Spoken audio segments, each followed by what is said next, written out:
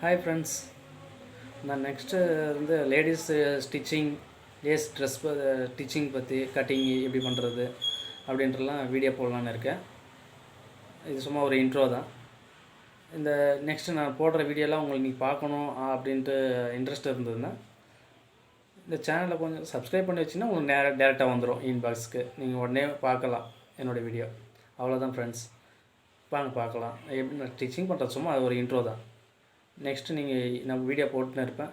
Top latest trend, எப்படி easy method, எப்படி stitch பண்ணுறது, கார்மெண்ட்ஸ் மெத்தடு எல்லாமே நான் சொல்கிறேன். அது உங்களுக்கு யூஸ்ஃபுல்லாக இருந்தது எடுத்துக்கோங்க. இது நீங்கள் வேறு இடத்துல கூட கேட்டிருக்கலாம்.